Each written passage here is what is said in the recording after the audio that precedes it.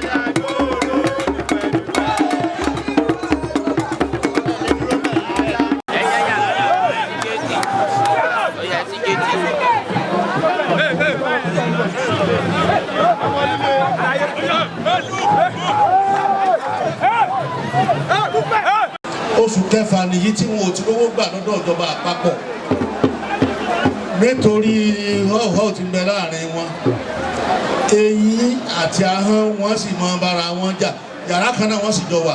Ṣùgbọ́n mi mọ̀ wípé ọlá wípé ẹni tó wà láàrin orílẹ̀-èdè Nàìjíríà lónìí ti wà ní lọ́sùn. Àwọn orí adé kan tí wọ́n máa gbé ìgbésẹ̀ wò láwà gbé kí mọ́tò ṣáájú ni wọ́n máa gbé àtọ́jà. Mo retí kí olórí gbogbo wa ní lọ́balọ́ba kó ti pe àwa kákájọ jókòó, ṣùgbọ́n mi ò ní bẹ́ẹ̀ torí ọkàn mi ò ń ṣẹ́wó mọ́ ńlá. Èmi ni mo ní SSG, ẹnìkan ló ní gómìnà, ẹnìkan ló ní chief of staff, ẹnìkan ló ní deputy. Kí wọ́n pe àwa tá a jẹ́ bàbá fáwọn yẹn àjọ ọ̀ṣun l'Àbújá ìgbésẹ̀ aṣáájú. Tá a bá débẹ̀ lọ́mọ tí ó sọ torí pé wọ́n nílò ìbò wa lọ́sùn o. Ọ̀ṣun ò ṣe é fọwọ́ rán sẹ́yìn pẹ̀lú ìdòtúwọ́. Ẹ bá sì wà níbẹ̀ níjọ́ ológun mẹ́rìndínlógún. Mo ní Òṣogbo ti rán mi sí Tinubu wípé a kó ìbò Ọ̀ṣun state fún. Kí ni wọ́n ń bà lẹ́rù? Kọ́ba mú owó wa. Ẹ̀yin tẹ́ ẹ wà nígbànú àti bá Tinubu sọ̀rọ̀, ẹ sọ fún Ààrẹ Orílẹ̀-èdè Nàìjíríà kó fún gómìnà wa ní owó wa tí wọ́n jẹ wá. Ọba wa ní ìgbà ìbò ẹgbẹ́ mi wọ́n dá ẹ lóhùn. Mo kóró iye fọ́sùn o.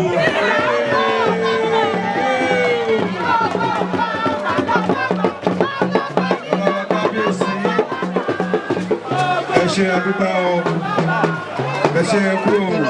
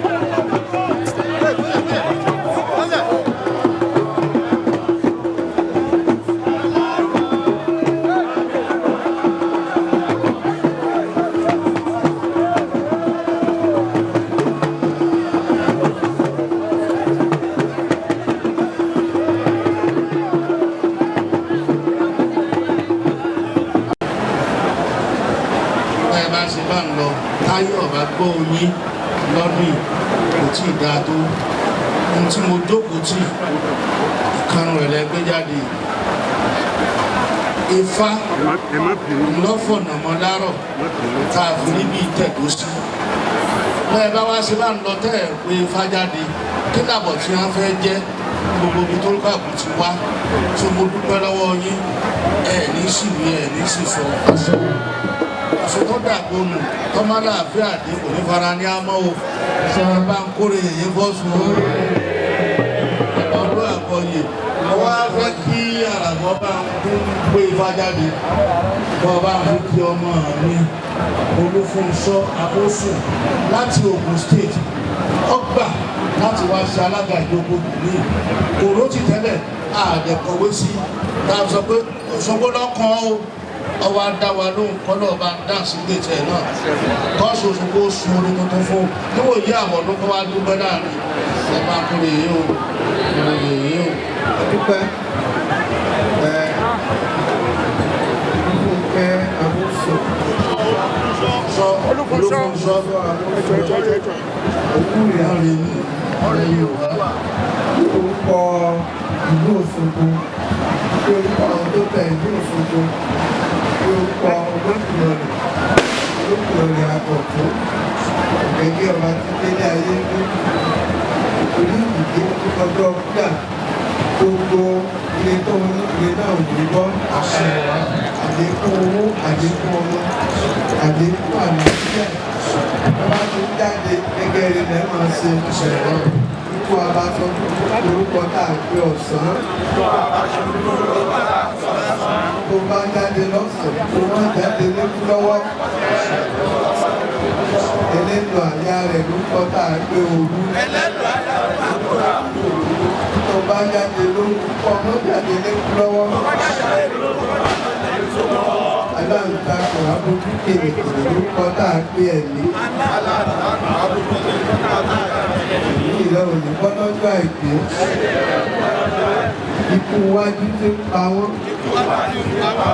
odò tí gbé wọn lọ àti wọ́n lù wọ́n nípa òní fìdí ẹ̀ sínú wọn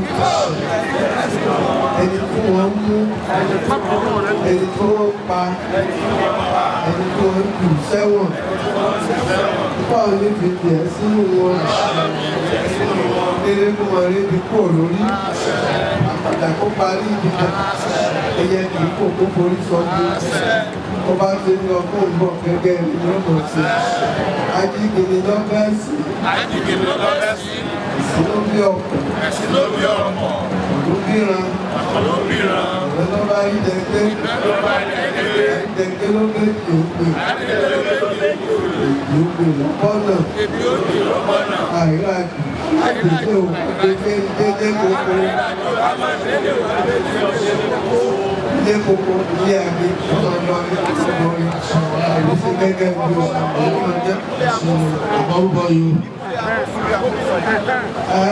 bàbá Ìpínlẹ Amósùn náà gbogbo ìrẹ́ náà ń sún lónìí ibikíbi tó bá wà atẹ́gùn rẹ̀ yóò kàn wọ́n lára Ìpínlẹ Amósùn gbogbo ògbó lọ sí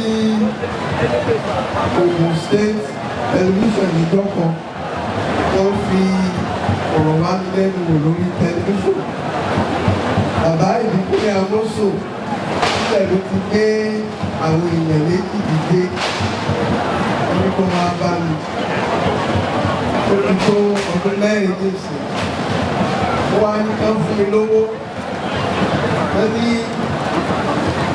báwo ṣe ń jẹ́ Amósùn pé ọmọ fáwọn ní àwọn gbogbo rẹ̀ náà ṣúró nìyí ní orúkọ Olódùmarè ibikíbi tí Ìbíkúnlé Amósùn bá wà kí atẹ́kùn rẹ̀ tó máa fẹ́ kò wọ́n lá yóò máa máa ṣe kò ní dàrú mọ́ lọ́wọ́ bá jáde lọ́sàn kò ní jáde lébú lọ́wọ́ bá jáde lóhùn kò ní jáde lébú lọ́wọ́ ìgbà àwọn olóògbé òkèlè lọ́wọ́ òní tá a sún àrọ̀ rọ̀ mọ́ ọ̀sẹ̀ ló ní kó sẹ oṣù wọ́n ní kó mọ́ sùn àṣẹ òrìṣà ẹ̀dùn àṣẹ òrìṣà ẹ̀dùn èyí tí mo bá wí olóògbé.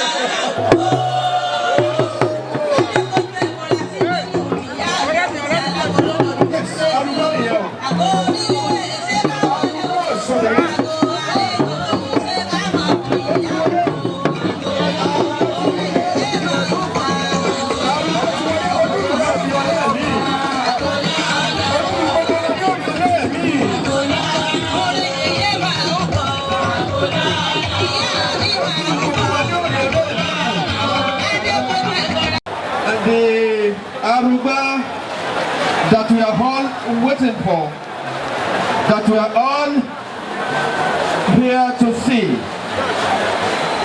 The Aruba will soon join us, and shortly after the arrival of Aruba, the Olosogbo himself, my father, my revered father, the Adari of Osogbo land will arrive here. So, any moment from now, we are going to start properly. Yes, yes. My mother, married me, Chief Mrs. Ipinle Osun. We appreciate you, sir.